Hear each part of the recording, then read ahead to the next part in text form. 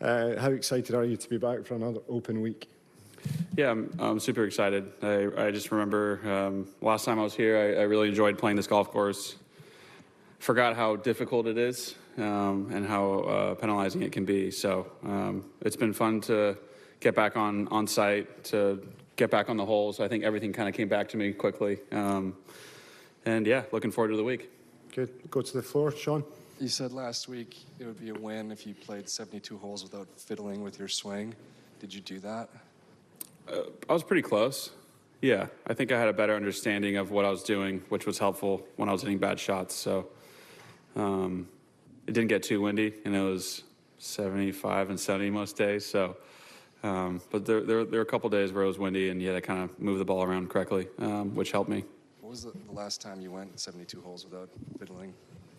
It's just something about going through my process, not feeling like I need to go to the range, not feeling like I need to do a whole lot after my rounds versus seeing my trainer and my physio and then going home and relaxing. I feel like this year's been a lot of straight to the range, looking at swing, trying to figure out why I'm not putting well, all these things. So I had a few moments last week, but overall it was better. We'll go to Mike 3. Xander, do you think your process of learning links golf was relatively easy compared to people you know? What was the transition like? I don't think it was easy. I think I'm still learning a lot. I think even from last week to this week, you know, we actually have divots flying this week. Last week was, you know, ball mark lists and divot lists. So just learning how you know, the ball reacts on certain grass, if it's going to jump or not. When you're sitting in, you know, like a fescue bush or weed, how that's going to come out, how much it's going to grab your club. There's so many things you still learn on the way, but more of it's just a mentality. I think when you say links golf, it comes with weather, and when you play in bad weather, you have to have a good attitude.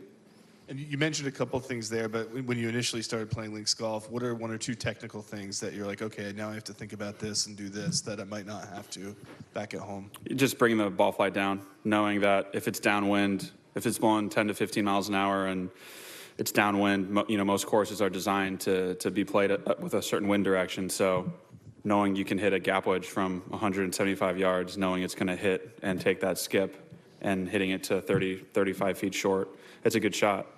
Versus in the U.S., you know, you'd be hitting an 8-iron from 175, trying to fly it within a foot of the hole, and having it stop right there. So you have to visualize a lot more than just hitting your number on a machine. And Mike 1. Thanks so much. I don't know if you're a tennis fan, but did you get to watch any Wimbledon? And if so, do you compare the 4 majors in golf with their very different surfaces to the 4 very different surfaces that tennis presents in its majors? I did, yeah. It was I don't know a lot about tennis, but I enjoy watching it. It just, to me, it looked like they were having a go at each other for you know, the first couple sets. It was really fun to watch, but yeah, it's obviously different. Tennis is a one-on-one heads up. You just have to beat the guy right in front of you on pretty similar court conditions. Golf is, you know, this week is a great example of having to deal with a wave. There's typically a good and a bad wave in an Open Championship, and you just keep your fingers crossed that you're in the good wave and try and play well. And if you're not, fight for your life and make the cut and try and do something on the weekend. So in terms of comparing the clay to links to court to Parkland and Wimbledon to, yeah, I don't know. It's, you know, it's a nice comparison, but it's pretty different. Really quick thought. Are you aware of sea air? Do you think about sea air being different from air that's anywhere else? You might have to ask someone else about that question. I just, you know, wind is wind. A certain strength of wind is, you know, there's a certain temperature. When it's cold, your body isn't as warm as when it's 100 degrees in Memphis, for example, or 110. You just deliver the club differently when your body's, you know, you're wearing layers and layers of clothes, your swing gets shorter. Things like that is sort of what I worry about. You just club up when it's really windy with sea air, as you're saying. Mike 3, thank you. Xander, what was your first links experience?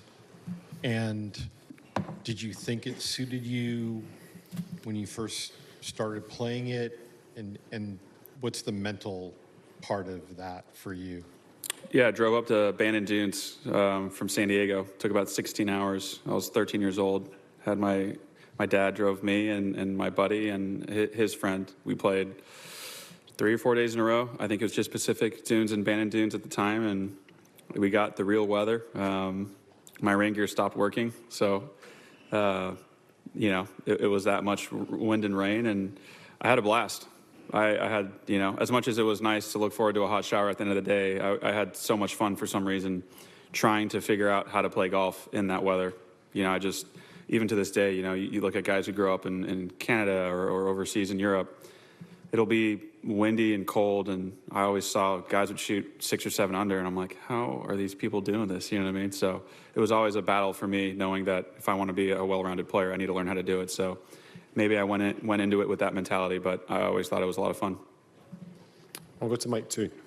Xander, how did you celebrate winning the Open? Were you able to, last year, probably party? And I know you mentioned drinking tequila out of the claret jug. Yeah, I'm embarrassed to say that, yeah. Is that with lime and salt and that kind of thing?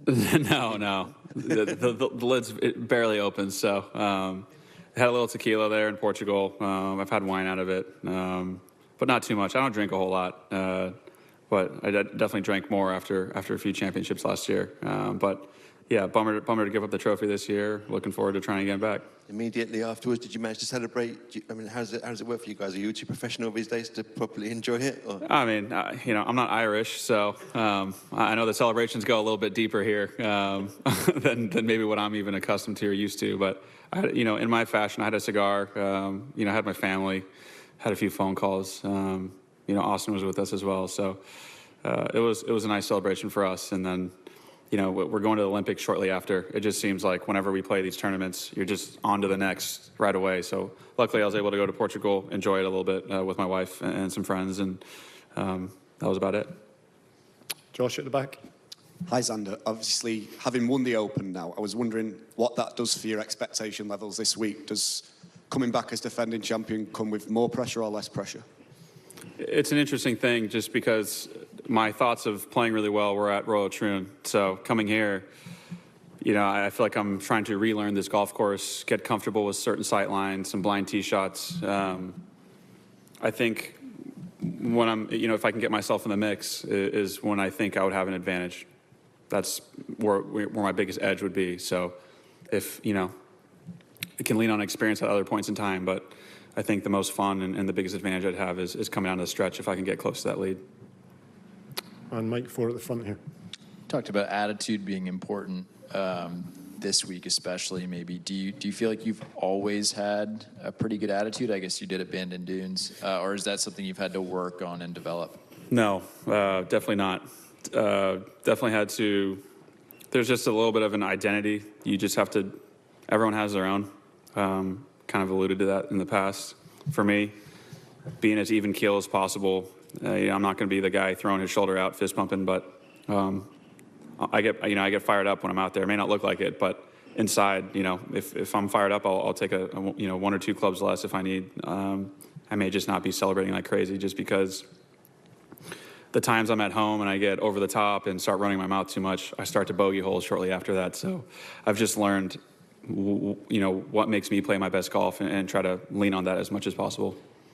And golf being such a mental game, do you ever look around at other competitors or maybe more when you were, a junior playing in college or something and seeing guys that beat themselves because they have a bad attitude? Yeah, it's tricky. It's a fine line, I think. If you're a fiery person, if you're an emotional person, you shouldn't try not to be an emotional person. Obviously, if you're sitting there snapping 3 or 4 clubs, maybe you've crossed the line, But if you want to slam a club, if you want to throw out a swear word, something where it's going to kind of flush yourself out, get back to neutral, then go on and birdie a couple holes, you can use that energy. Like I said, it's not for me, but I've seen plenty of guys do it where they start to get angry and you're like, dang, like that's a kind of good anger. You're like, this guy's going to come birdie a few holes. So you can kind of tell. It's like a feel thing. I've been playing golf for long enough to see where if a guy is sort of in control or not, you can tell which way it's going to go. We'll just go to Mike 3 over here, thanks. Xander, Scotty was talking earlier about kind of the fleeting nature of winning or the fleeting nature of happiness after winning. I guess I'm curious as you reflect on last year's win in this event, What was your happiest moment after winning? Well, I was in Portugal with my wife at a beach. I was pretty happy there. Wasn't really thinking much about winning a tournament the week before. Just was like, wow, this is really nice. Kind of reminds me of San Diego, actually. But yeah, I think it's. I think I'm 31, 32 this year. Hopefully, I have another really good 10 to 15 years in me where I can be competitive. And at some point, I'm sure I'll look back on my career, but. I just, I don't have any trophies in my house. I don't really think about winning. I think in order to be if you're really competitive, you just think about how to get better and you think about what's next, which is good and bad. If you have really good friends around you that'll kind of drag you into a celebration, that's nice. I talked with Keegan and he kept telling me to just really enjoy it. He kept telling me that when I would sit with him and have dinner with him. And, I thought about it for sure, just how quickly we kind of move on to the next thing. And I just think at some point in my career I'll do that. But right now I want to keep my head down and keep charging. We'll go to Mike 2 over here. Thank you. Hi, Xander. Obviously, a second look at Royal Portrush for you. If there's one aspect of your game that you really need to have dialed in here, whether it's driving, approach shots, chipping, putting, what would it be and why? I mean, I think this is why this is an unbelievable venue. It's everything, If you pick the correct club off the tee, you can maybe get away with a few loose drives, but then again, it's very lie biased. Chipping is tricky. Greens are firm, and they're a little bit slower than what we played even last week. Thank goodness, because if they were faster, it'd be even more difficult. And then putting's always tricky with wind. There's some holes where the mounds cover the greens, and some holes that are more exposed where the wind's going to affect the ball on the green. So I really think whoever wins this week is an extremely well-rounded player. Juan on the left. So I think you answered part of my question, but is there such a thing as the life of a major champion? I mean, what things have changed in your life since you won last year, and what things have absolutely not changed at all? I feel like my life hasn't changed at all. When I go to when I would go to a normal golf course, I would see the same people, and I treat them the same, and they treat me the same. If I had a more, if I went out more, I think my life would probably be a little different. Just, I feel like I maybe get noticed more, but, between my home, my wife, my dogs, some family, some close friends, the grocery store. Sounds really boring. I like my life, but it really hasn't changed whatsoever. And in connection with the golf, for what you're saying, is it a better approach to start from scratch, especially when you play a major and don't think about experience of the past, all that? Just blank canvas, no, in a way? Yeah, I feel that way. I feel like you try to start every tournament. You like hear the best players in the world talk about, how they've done it. It's so simple, which is the hardest thing to do. Don't fill it with your golf swing. Like, okay, that sounds easy. Here I am doing it every day. So, I think a blank canvas is a great place to start, and you can paint many different pictures to win a tournament. You just got to do the right one. Okay, we have 2 further questions. First at the front here. Xander, it happens every year, but it seems like there's been a lot of caddy carousel drama on the PGA Tour right now. You and Austin obviously have a great relationship. What is the key to effective player-caddy relationship that lasts so long? Yeah, I regret this at times, but I told Austin he'll never get fired for something he says to me. That was a mistake. I feel like I should have maybe reworded that back then. I know I put myself in his shoes, and I want him to give me his honest advice. I trust him. He played golf. He's a good player. So when I ask him for his advice, tell me what you think. And we know each other's tendencies when we play golf as well. So, whether he hits his putts harder than I do, so he's always on maybe a little bit lower read, things of that nature. But I just told him, I'm not going to fire you because you thought it was this and I thought it was that. And then if I was right, like that's not going to be the difference maker. So there's a lot of variables in golf. And Austin's a great guy. He's a great caddy. He's one of my best friends. And, I think if you can keep your caddy as a constant, it's an advantage. Doug, last question. Say you Thank don't you. have any trophies? No. Where are they? My parents' house, probably, in a bank vault. I think that's where some of the one of the trophies was. When they travel. Including the gold medal? I actually have no idea where that is, to be completely honest. It's great to know. Yeah. Why don't you? What am I going to do with it? I don't really invite people over to my house, so what am I just like go look at it myself? Like, oh yeah. You know what I mean? That's just that's how I feel about it. It's like I'm not gonna like walk into a trophy room and be like, oh, like look how great I am. You know what I mean? Like, I think I was just raised to think that way, and it's kind of stuck. I really don't sit at home, and you know what I mean? Like my wife hung up some pictures of me in my gym of me winning the Olympic medal, and she put it so high up I can't reach it, and I have to get a ladder now, and it bothers me. Like if anything, put up me in a Masters jacket, that would piss me off. You know what I mean? Something like that is more motivating than all right, that's not great. I don't want to look at that. You know what I mean? What would you rather be up on the wall? Photo of my dogs or nothing. A clock, maybe. I'm always late, so maybe a clock would be good for me. Okay, well, Last thing, if you don't mind, Ed. You spent a lot of time or a fair bit of time with Scotty last year in Paris. Do you see any similarities between the way you guys approach golf and success? It feels that way. I feel, when I hear him speak about his process, he's I feel pretty routine oriented. He is he's very routine, extremely routine. Very disciplined. His team, it's like clockwork. I think all of us feel like we have our own system, and he very much sticks to it.